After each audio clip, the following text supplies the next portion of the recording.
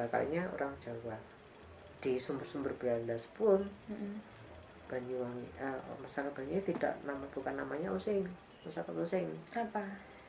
Orang Blambangan atau Blambanger. Blambanger. Itu yang pertama. Yang kedua, mereka disebut juga orang Jawa. Japanese. Tidak ada nama orang Osing itu sebenarnya.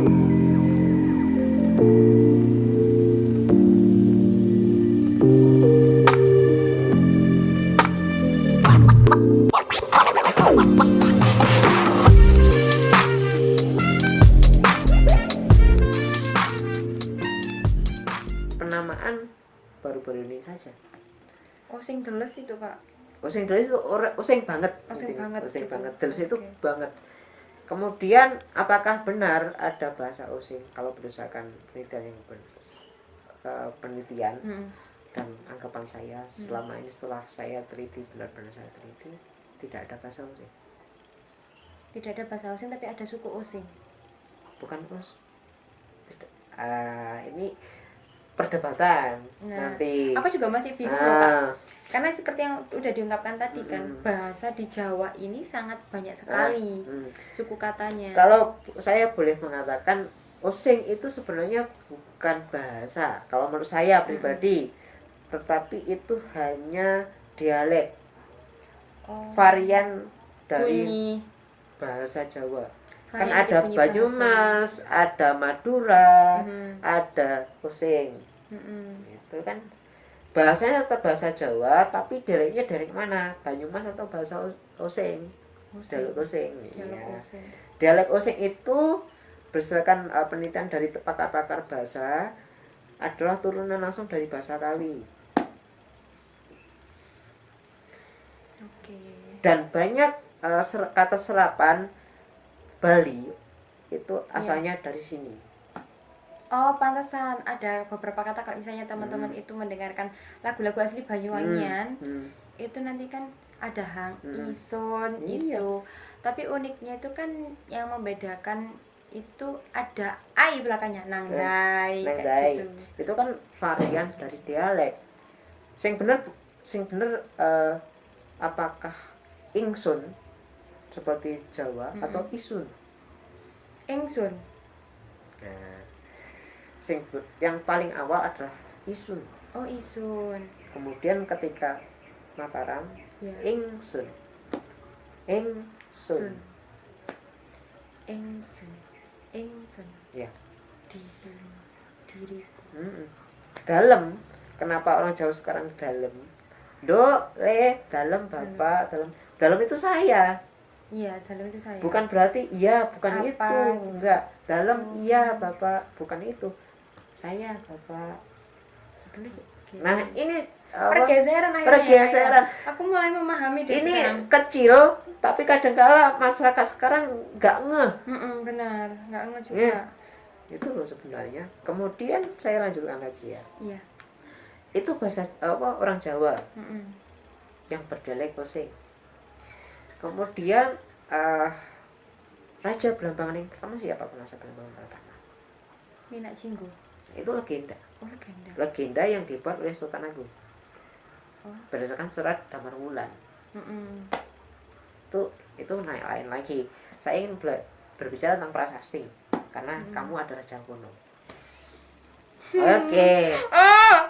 Jadi tadi ada prasasti Balawi, terus ada prasasti Belambangan. Nah, ini tempatnya di mana prasasti Belambangan? Belambangan itu sekarang mungkin kalau di Balawi itu prasasti yang disimpan sekarang di Museum Nasional. Belambangan pun seperti itu. Oh, di Museum Nasional juga. Belambangan itu tidak ada angka tahunnya. Isinya, Kak? Isinya tentang, kalau seingat saya, tentang pertigaan. Itu ditemukan di mana kalau prasasti Belambangan? Lupa saya. Tapi bentuknya apa, Kak? Lempengan. Oh, lempengan. Tamara Prasasti. Tembaga. Oh, tembaga, Tamara Prasasti. Yes. Aku terbawa suasana. Anehnya prasasti tentang Belambangan itu belum ada yang ditemukan di Belambangan sendiri atau Banyu sendiri. Itu. Nah, di luar tapi saya tidak berani menyebut di mana karena saya lupa. Nah, karena bagi saya sejarah itu tidak harus dihafal tapi dipahami. Oke. Nah, isi dari Prasasti Belambangan adalah perdikan untuk wilayah Sima atau bagaimana? Ya, Sima seperti itu. Sima yang digunakan untuk bangunan suci. Pemujaan kepada Yang Iwa. Oh, sebentar, Yang Iwa ini karena saya pernah melihat ada arca kepala ikan yang disimpan di Museum Majapahit, ya, pengelolaan informasi Majapahit. Saya kurang tahu itu dari mana. Nah, itu kenapa itu dijadikan perdikan, Belambangan dijadikan perdikan karena ada salah satu tokoh Belambangan itu pernah membantu Jayanegara naik tahta. Nah, tadi Belambangan Balawi dikeluarkan oleh Raden Wijaya. Kalau yang Belambangan itu dikeluarkan oleh Jayanegara. Nah, itu. Oke, kemudian panjang. Ya, kemudian dalam Brewirabumi itu bukan nama, tapi itu adalah gelar. Oke. Paduka Batara I Wirabumi. Atau disingkat Brewirabumi. Nah, untuk gelar ini sendiri itu sebenarnya disematkan untuk golongan apa sih, Kak, gitu? Biasanya atau jabatan apa? Penguasa daerah. Jangan lupa ketika Hayam Wuruk berkuasa di Majapahit, banyak raja-raja daerah itu dijabat oleh keluarga raja sendiri. Kemudian yang memerintah Belambangan ini namanya Paduka Batara Wirabumi atau Briwirabumi. Pejabat yang pertama siapa? Perempuan. Dalam dalam Nagara Kertagama dikatakan Sri Nagara Wardani. Oh, dari Wardaninya itu ya? Ya. Karena kan kalau Sri kan raja juga disebut Sri kan. Beda lagi tuh, Kak. Iya, oke. Kemudian dalam Nagara Kertagama itu juga dikatakan Sri Nagara Wardani itu kemudian menikah dengan anak Hayam Wuruk tapi dari Sislir. Tapi jadi menantu ya? Menantu, tidak diketahui namanya. Tapi ketika Sri Nagara Wardani tadi pindah tugas ke Lasem, itu diceritakan dalam Pararaton. Tampuk kekuasaan Belambangan itu diserahkan kepada suaminya, Lasem. Oh, putra dari raja tadi kan? Diserahkan kepada putra Selir Hayam Wuruk. Tidak diketahui nama aslinya, tapi ketika memerintah kerajaan Belambangan dia bergelar Briwirabumi II. Ketika Briwirabumi II itu memerintah Belambangan, terjadilah pemberontakan, perang Pargreg, hancur-hancuran. Kemudian sebenarnya Belambangan itu menang, tetapi karena Majapahit itu mendapat bantuan dari luar, kemudian memang kalah dan dipenggal. Kepala di Gumitir itu enggak sih? Tidak, itu hanya legenda. Di dalam Pararaton itu hanya kepala kepala Briwirabumi itu dipenggal oleh siapa? Raden Gajah. Raden Gajah, tapi bukan Gajah Mada. Bukan. Aduh, siapa lagi itu? Nggak tahu nanti. Banyak sekali tokohnya. Raden Gajah. Kemudian ketika dia kalah, tapi pasca perang Pargreg itu Majapahit, Raja Majapahit kena denda. Dendanya karena membunuh, ketika perang terjadi ada prajurit Majapahit yang membunuh utusan Cina. Jangan lupa bahwa pada tahun 1406 itu Cengho ke sini ke Blambangan. Kedatang wetan. Iya. Dan terjadilah pembunuhan itu. Nah, itu. Kemudian pasca perang Paragreg itu Suhita kan naik tahta. Iya. Suhita itu siapa? Suhita itu cucu dari Beriwirabu. Oh, Beriwirabu. Raden Gajah ketika itu mendapat hukuman.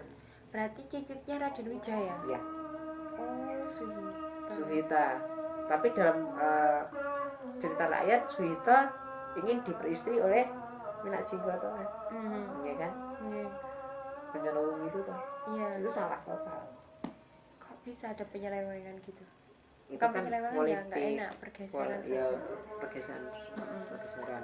Masa seorang kakek ingin menikah cucunya? Logika saja. Oke. Jadi demikian ceritanya ya. Nah, satu lagi. Gimana? Di dalam prasasti Waringin Pitu, iya, yang berangkatan 1447 Masehi, Blambangan diperintah oleh seorang perempuan lagi, tetap bergelar Beriwirabu. Namanya siapa? Pureswari Rajasa Warda Nindu Dewi. Warda Nindu Dewi. Pureswari Rajasa Warda Nindu Dewi. Itu sumbernya dari mana Kak cerita? Dari prasasti Waringin Pitu yang sekarang bisa ditelacak di Museum Nasional. Oh, kebanyakan prasastinya dibawa ke sana. Iya. Dalam bentuk tembaga. Tembaga juga. Jadi ini sebenarnya penelitian saya yang ingin meluruskan. Sebenarnya sejarah Blambangan itu bisa diteliti secara ilmiah, tidak hanya legenda. Tidak hanya Minak Jinggo. Berarti selama ini yang dipahami oleh masyarakat itu adalah legenda. Legenda. Pantesan kan gini Kak, tentang itu tadi pembantaian kepalanya itu loh. Kan menurut yang cerita kan dibantai di Watu Gudang Gunung Gumitir gitu. Jadi sekarang kalau itu memang benar, buktinya mana dulu? Nah, itu juga namanya juga kan Gunung Gumitir luas. Nah, oke lah, kita bisa mempercayai tutur. Itu tapi secara logika ilmiah harus berjalan juga. Biar ada dinamika perbandingan. Oke, menarik ya Kak ya, ternyata cerita tentang Banyuwangi ini kalau misalnya teman-teman mau pelajari secara detail, memang banyak cerita-cerita yang dan cerita dan tokoh ini terutama ya yang berada di dalamnya, menyelimuti di dalamnya. Bahkan ketika kita sudah tahu bener, yang bener yang mana, kok ngono sih? Karena sudah terlanjur tadi. Kok ngono sih? Kok bisa?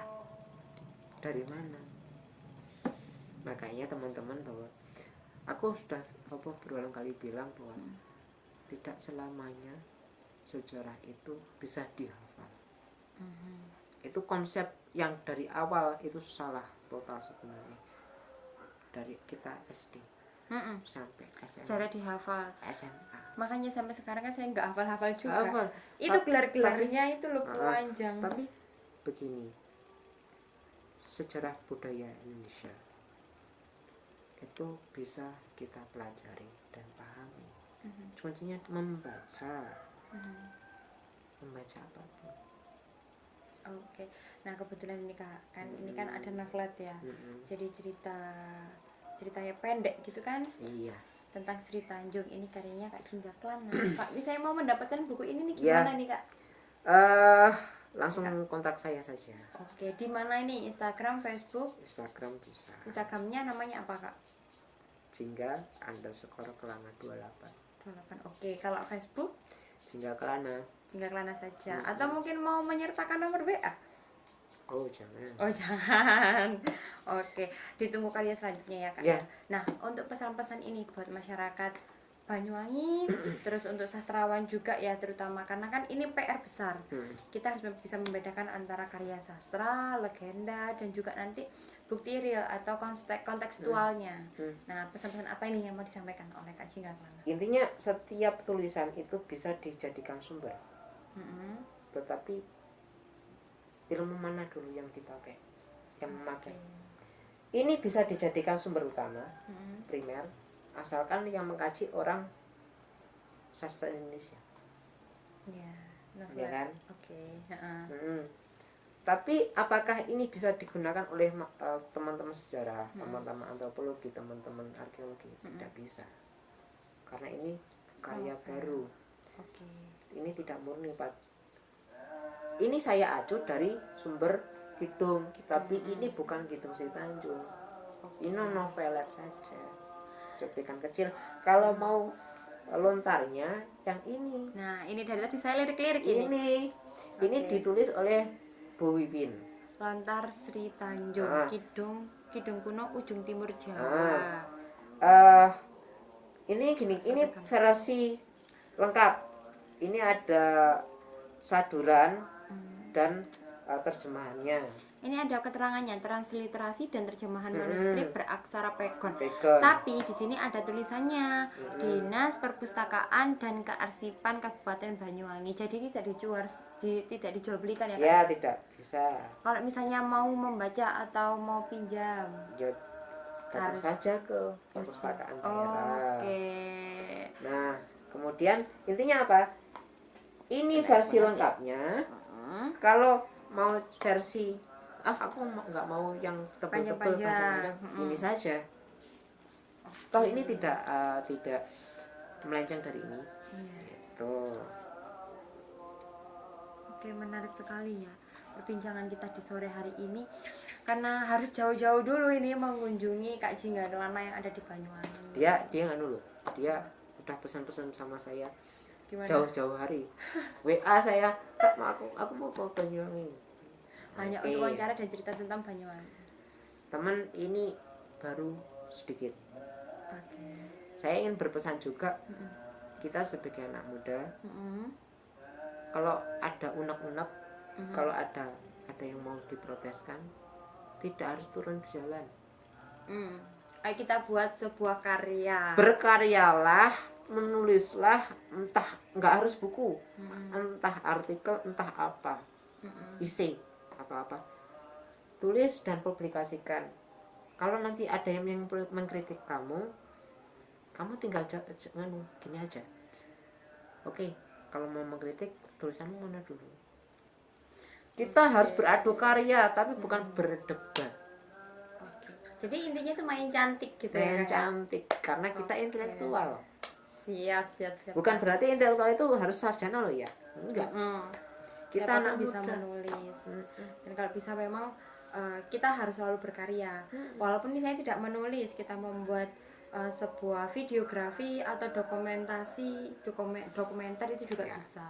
Saya juga ingin berkarya seperti ini, ingin menyemangati teman-teman pemuda, terutama yang disabilitas.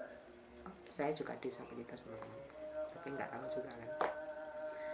Cuma fisiknya saja, tapi kan kita nggak tahu hati dan isi pikiran seseorang. Nah, makanya jangan pernah melihat sesuatu itu dari covernya. Kita harus bisa mengenal dulu dan memahami. Oke, Kak, mohon maaf sekali ini tadi saya siang-siang mengganggu panas-panas ya. Terus disuguhi banyak di sini. Ini berapa menit ya? Oh, banyak dong. Terima kasih banyak ya, Kak ya. Sama-sama. Matur sembah nuwun. Sami-sami. Oh, bener nih, matur sembah nuwun. Aku dulu pernah disalahkan loh. Sing bener itu matur sembah nuwun, sing disembah sapa ya tetep Gusti. Nuwun, bukan suwun. Bukan, matur sembah nuwun, bukan matur nembah nuwun. Iya. Nah, itu saya dulu tuh kalau di tempat kan gini Kak jadinya. Matur suwun gitu. Kena temanku dari Jogja, "Loh, Mbak, kok matur suwun? Kan yang harusnya kan ya, matur nuwun." Matur nuwun, matur sembah nuwun, matur nuwun. Terus ada lagi ketika kita mau bertamu, kula nuwun, saya meminta masuk, ingin masuk. Tapi kalau ya bukan apa? Kalau biasanya kan kula nyuwun gitu. Kula nuwun. Tapi kalau orang-orang sekarang kan nakalan. Ketika mama saya bertandang ke rumah orang, kula nuwun. Kadang-kadang kan kalau nggak tahu, kula monggo. Kolo? Iya. Kolo, Kak? Kula monggo. Oh. Bukan monggo, kala monggo, kan. Berarti kala itu kan artinya kolo kan jelek, iya. Penyakit. Itu sebenarnya orang yang tidak tahu saja. Kan sekarang maaf. Iya. Kadang-kadang assalamualaikum. Iya. Om Swastiastu. Itu kan agamis, tapi kita jangan aja kan melupakan tradisi Jawanya dong. Iya ya, aku juga udah jarang loh dengar kayak gitu. Itu loh. Banyak sekali teman-teman pergeseran itu. Tapi tidak cukup diomongkan di sini. Iya, mungkin next time ya Kak ya. Berarti kapan-kapan Kak Bayu, maaf nih. Aduh, kesebut namanya. Nanti di-cut ya. Berarti nanti kapan-kapan Kak Jingganya main ke Mojokerto. Kita ajak keliling-keliling di Mojokerto, kita ajak bahas. Saya harus belajar juga kalau kepada teman-teman juga. Keren. Oke, kalau gitu kita tutup dulu perbincangan kali ini. Semoga apa yang kita bicarakan hari ini bermanfaat buat teman-teman semua. Ambil yang baiknya ya teman-teman dan tinggalkan yang buruk. Sebelum ini ditutup, saya ingin mengatakan Om Swastiastu. Assalamualaikum warahmatullahi wabarakatuh. Shalom. Namo Buddhaya. Namo Sang Hyang Adi Budaya. Rahayu Sagung Kang Pinangge. Rahayu. Hong Ulun Basuki Langgeng. Wah, lengkap dong, aku aja nggak hafal. Sampai jumpa di video berikutnya. Salam sejarah, salam budaya. Jumpa lagi di video berikutnya.